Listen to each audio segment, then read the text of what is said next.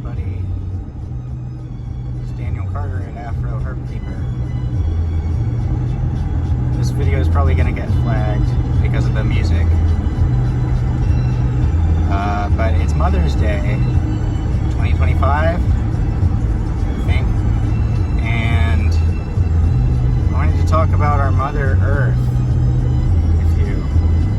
I just wanted to say that you are God. I'm God too. You incarnated here in order to have whatever experience you're having right now. And whatever experience you've had in the past and whatever experience you've had in the future.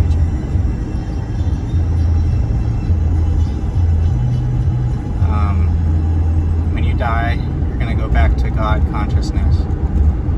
And for now, you're just here learning how you're supposed to act along with the rest of us. There are too many of you not acting right.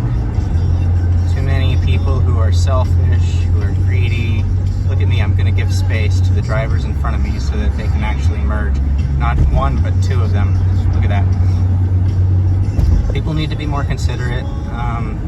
They only care about themselves, but they don't recognize that everyone else is themselves too.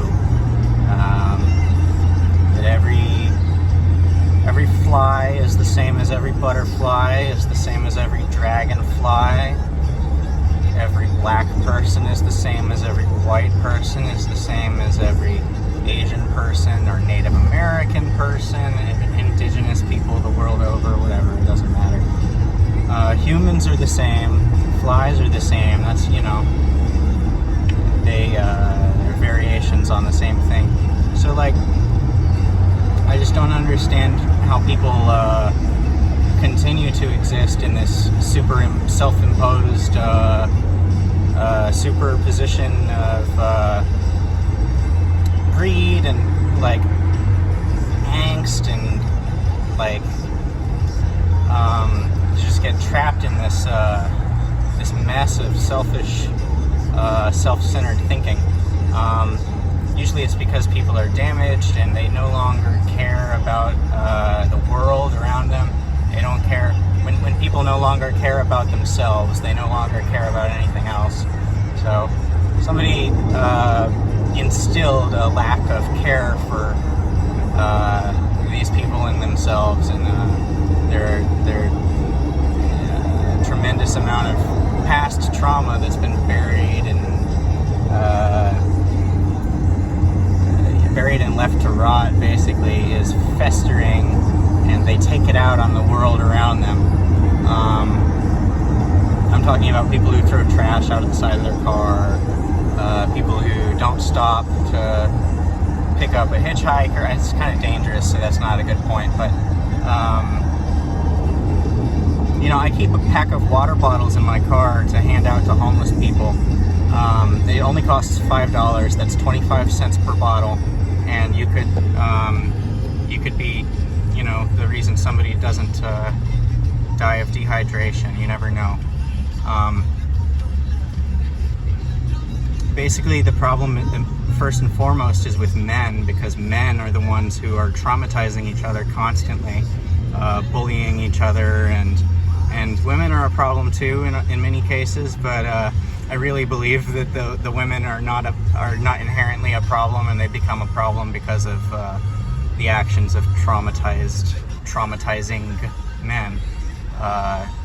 And that's one very interesting thing about being incarnated on this earth here, is that we're both victims and perpetrators at the same time. And every single one of us gets to choose to what degree we want to be a victim and to what degree we want to be a perpetrator. And there are many things in life that we don't choose.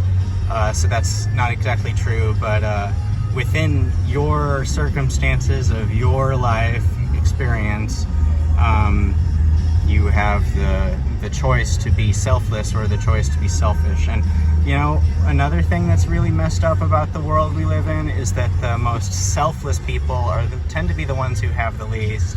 The most selfish people tend to be the ones who have the most. And it's like, how messed up is that? Like, does your greed have no end? It's just basically our society is split down the middle between the people who believe that their family unit and themselves and whoever they value, which ends up being only their family unit, their close friends, those are the only people that matter to them. Just the rest of the world can burn, and that's why the world is burning. But if you really get down to it, everybody is the same consciousness. We all deserve the same love and care. Look at that, nice water. Don't normally see water out here. I hope that's because of rain and not a main break or something. So if you're still with me, I really appreciate you for just listening to my rambling, but I'm trying to get back into the swing of this. Basically,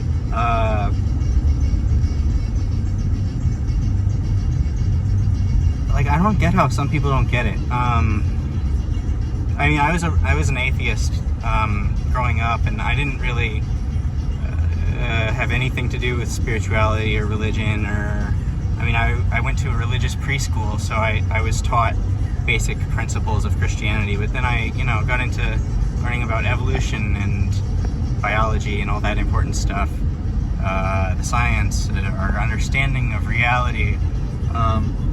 But then I realized later on that there is an unseen part to reality, and it's beyond our 5 physical senses. And some people are so trapped in their mortality, in their own body, in their own senses, that they can't conceive of anything outside of it. But the funny thing is that, it's all there. And something else that's funny is that people look down on other animals when other animals are just as conscious as they are. Their own conscious, independently operating, autonomous entity. Every single one of these vehicles is driven by an autonomous entity. And if you think you're the most special and the most important of all of them and that you deserve the most, obviously that's BS. But if you are nihilistic and you think that, it doesn't matter because everyone else is selfish and I might as well be selfish too, well, then you're part of the problem, my friend, because negativity attracts more negativity, and positivity is the only thing that's going to bring positivity into your life. So you have to take that first step and extend the olive branch out to the outside world. If you're too traumatized to engage positively with the outside world, you need to be the one to take those steps and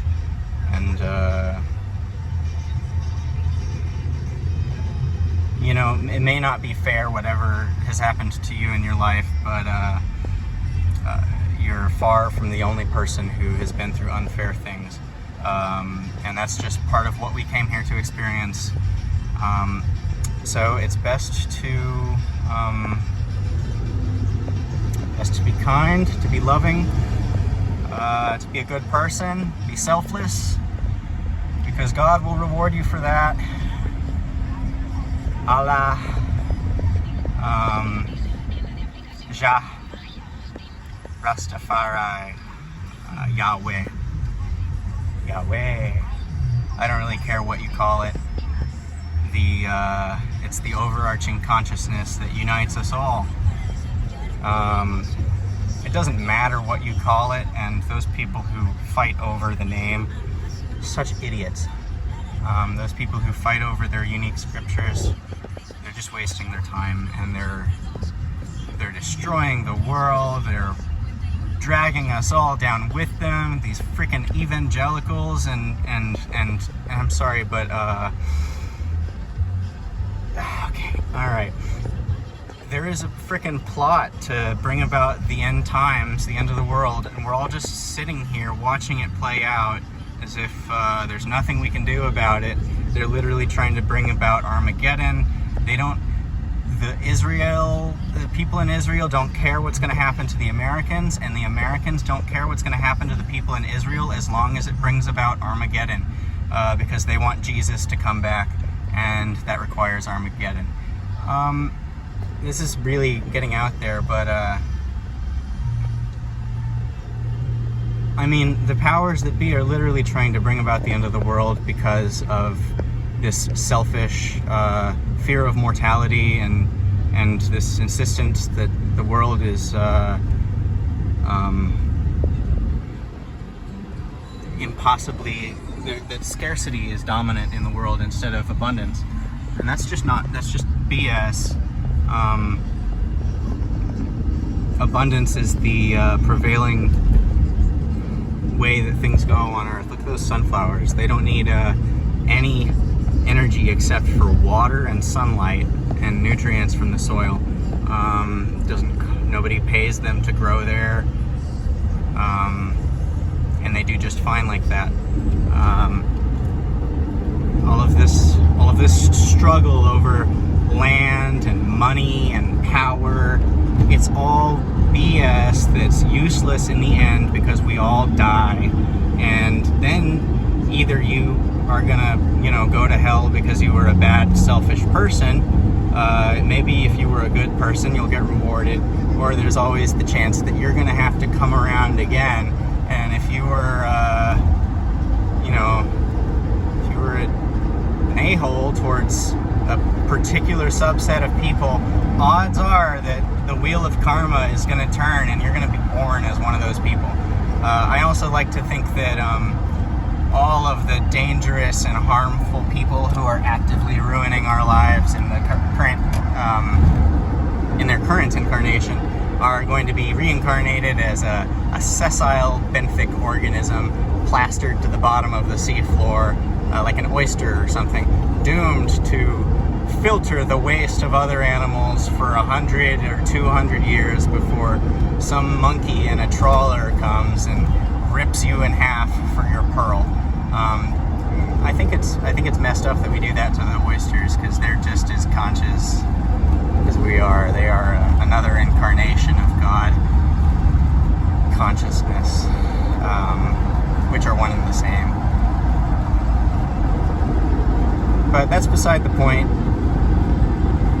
I would just like those harmful people to be out of the way somewhere where they can't hurt anybody anymore.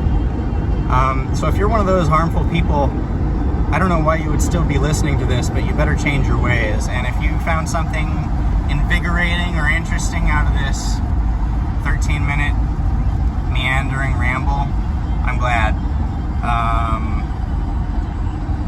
I'm sure we'll talk again soon.